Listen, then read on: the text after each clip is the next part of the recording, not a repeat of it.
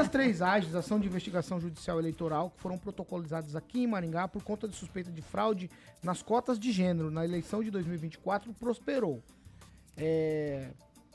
Na primeira instância, tá? Preciso deixar claro isso.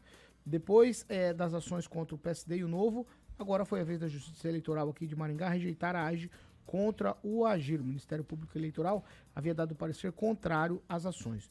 O juiz Rafael Toé, da 66ª Zona Eleitoral, decidiu pela improcedência da AGE movida pelo vereador Carlos Mariucci contra o atual vereador, o Luiz Neto, que é do AGIR. Os suplentes Marco Polo e Rodrigo Cardoso, e além do partido AGIR.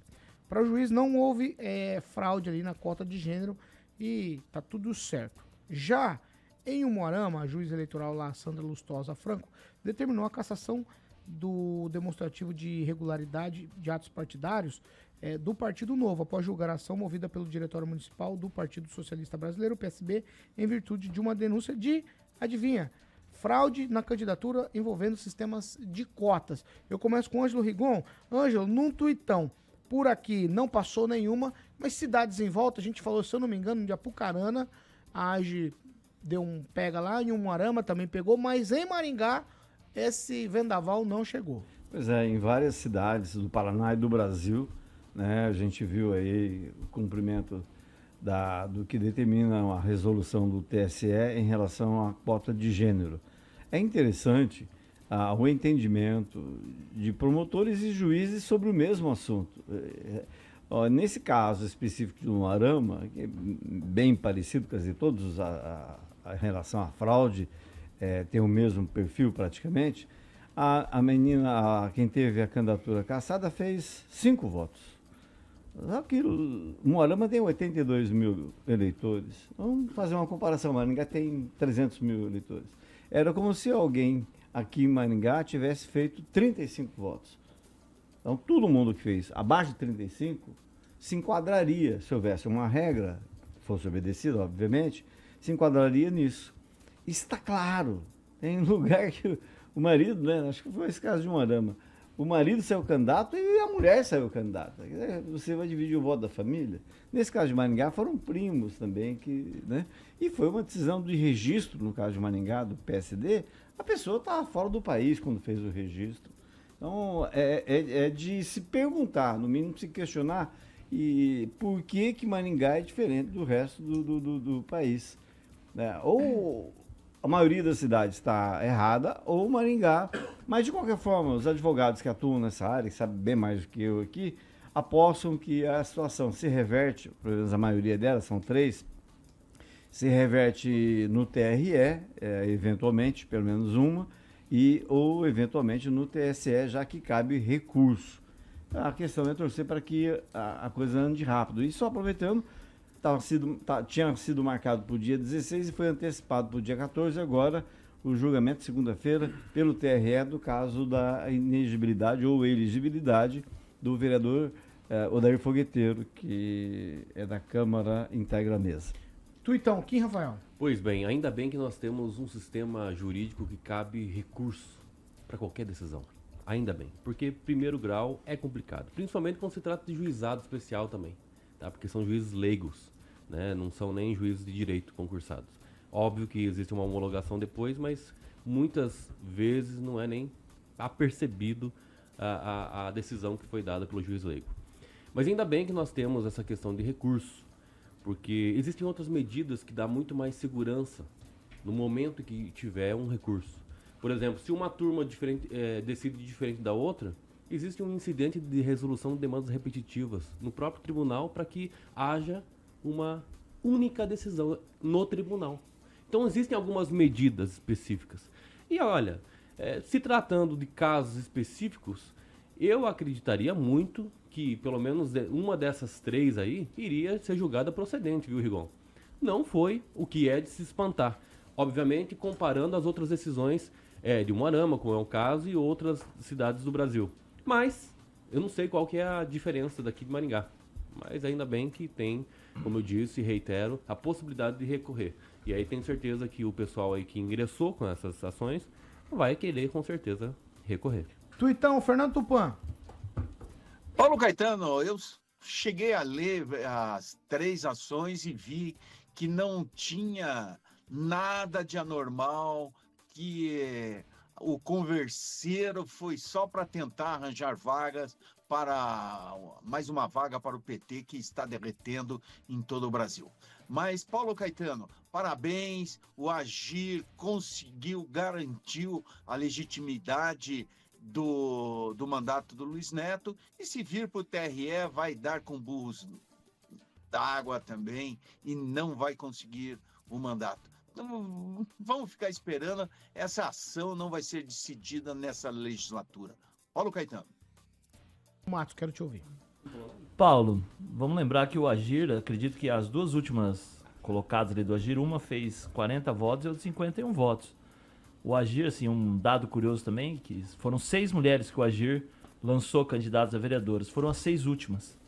As últimas 6 posições do Agir foram mulheres. Somar os votos das 6, Paulo, vão dar 558 votos. O Agir fez 10 mil votos. Então a votação das mulheres no Agir não deu 5, deu 5,5% dos votos. Acho que tem partido pior que o Agir. Se for ver na questão de votação, né, não de campanha. Às vezes a pessoa tem a votação, mas não fez campanha. Mas eu acredito que o Agir se livrou de uma forma assim, que a pessoa ali que eles questionam, acho que 40 votos, dificilmente uma pessoa que não fez nenhum tipo de campanha vai fazer 40 votos. Acho que tem casos aqui em Maringá muito pior do que esse do Agir. Então, assim, fica mais uma reflexão de que o Agir que fez 10 mil votos, apenas 500 votos, 558 votos foram para mulheres.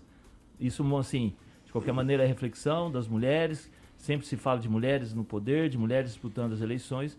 O Agir, os últimos 6 colocados, 6 mulheres, as 6 mulheres que eles lançaram, juntando todos, não dá 6% dos votos do partido, Paulo Caetano. Ô Edivaldo, eu vou fazer uma pergunta que talvez se mostre difícil para responder. Se passar um pente fino, pega fraude na cota de gênero? Não há a menor dúvida com relação a isso, Paulo. Eu vou reforçar muito uma posição minha com relação a essa questão da cota de gênero, né? Só para as pessoas saberem, 30% do número de candidatos, no caso de 23 aqui, dá 7 candidatos do partido, 8 para vereadores. Então, só as pessoas 30%. Eu acho que há uma omissão enorme de quem monta as chapas, né? Não esclarecer muito detalhadamente às mulheres como funciona o processo eleitoral, da importância de você participar daquele processo e, de fato, ir cabalar votos, né? Você fazer o trabalho de candidaturas, o que muitas vezes não acontece. E quando você vê essa situação, olha, eu fiz uma rápida pesquisa aqui, em 16 estados já processos em andamento, são mais de 116 processos em andamento contra essa situação e que pode levar a uma decisão. E quando acontece a decisão de se caçar determinada candidatura, se reorganiza tudo, né, Igor? Acaba tendo que reorganizar todo o score da Câmara e muda a composição completa da Câmara, o que pode eventualmente, em situações extremas, mudar até a presidência da Câmara, caso haja o presidente envolvido. Então, trata-se de uma questão extremamente séria e muito grave, Paulo. Eu espero, nós estamos na proximidade de uma eleição aí, né, daqui pouco mais de um ano a gente vai ter eleição e você vai ver, vai se repetir a mesma situação. Claro que o problema me parece mais grave com vereadores, já não acontece em escala um pouco mais em cima para deputados, mas igualmente se repete uma vez que é necessário também compor esse mesmo score, né, com relação a mulheres. Mas assim, o que é necessário é haver mais didática na formação das chapas, né, Paulo? E isso a gente vê sempre acontecendo e repetindo. Se for rigoroso, se for ali na régua, vai se encontrar muita coisa. Lembrando que quando o TSE pacificou uma decisão, uma jurisprudência sobre isso, eu pensei até que seria muito mais grave, né? Acho que a decisão já seria uma régua mesmo e não tem eu também pensei isso. Sério, eu pensei que seria um pouco mais... Se a régua fosse colocada já na inscrição das candidaturas, e não você foi. já Exatamente. mataria esse problema. Infelizmente, não é isso que a gente vive. Rejane. O grande problema justamente está na imposição, nessas cotas. Eu sou totalmente contra as cotas, né? O que tem que ter realmente é a valorização da classe feminina para que ela ingresse na política de forma natural. Isso parte de vocês, homens, né, que são as lideranças aí, e precisam mudar a mentalidade em relação a isso, trazer a mulherada realmente para o poder, na divisão de poderes que há necessidade. A gente já cansou de falar que ao longo de todo esse ano, de que somos a maioria, né? As mulheres são a maioria e, infelizmente, é uma coisa que eu repito sempre, mulher não apoia a mulher, mas também não tem apoio dos homens. Então, acaba sendo reprimida e esmagada por todo o sistema justamente por isso. Quando a gente fala em quantidade de votos, se a gente pegar e fizer uma análise, quantos candidatos já fizeram também 5 votos? Né? Homens. Aí você entra na ala feminina, ela é julgada porque ela conquistou apenas 5 votos e justamente entra nesse questionamento. Será que ela fez campanha? Será que ela não fez? Ela teve capacidade de cativar, de conquistar um eleitor? Aí vale para todos, né? Porque todos somos iguais nessa condição. E também não existe uma obrigatoriedade em como você fazer campanha. Cada um faz campanha como quer, da maneira que é. Hoje a gente tem um celular na mão que ele serve para você mandar uma mensagem, você fazer uma campanha sentada dentro de casa, dar uma volta na quadra e estar, sim, fazendo campanha política. Mas não quer dizer que ela vai obter resultado. Aí entra justamente também aquilo que eu coloquei no começo. Qual é o apoio masculino que se tem numa abertura para que realmente se faça uma campanha? A gente viu aqui que as verbas destinadas, elas não foram destinadas, muitas delas. É isso aí, né? Todas recebem dinheiro público. Por isso que a gente tem que fiscalizar e exigir que seja cumprida a lei. Que Você não seja concorda cumprida com a o lei. que aqui? Ah, não, eu só queria realmente uma parte, que nem diz os vereadores, né? Uma parte, Regiane, por gentileza. Eu respeito completamente a sua fala e também eu acho que é interessante a gente colocar um pouco, né, um peso na consciência em relação a isso. Tem muito preconceito em relação às mulheres, enfim, mas não dá para responsabilizar os homens pelas mulheres não estarem hoje em cargos públicos ou não estão... De maneira porque nenhuma. assim, na última eleição nós tivemos uma divergência em relação aos ganhos do fundo eleitoral. Tem vereadora que recebeu 160 mil. Será que ela repartiu com os outros candidatos da chapa? Então, assim, e teve vereadores da mesma chapa que ganharam 5 mil. Então, há uma desproporcionalidade. Tem vereadoras que não ganharam nada. Exatamente. Então, assim, não dá, assim, para Candidatos. responsabilizar os homens em relação a não mulheres no poder, entendeu? Acho que as mulheres têm toda a força possível. Você tem uma força aqui, você está entre os homens aqui, às vezes recebe, né, umas críticas e outra é a nossa aqui mesmo, mas você está aqui garantindo o poder das mulheres aqui nessa bancada. Eu acho que cada mulher tem a sua postura, assim como os homens têm a sua postura. Infelizmente, há um desequilíbrio em quantidade, né, nos poderes. Isso é fato. Mas quem tem que mudar é muito mais as mulheres do que os homens.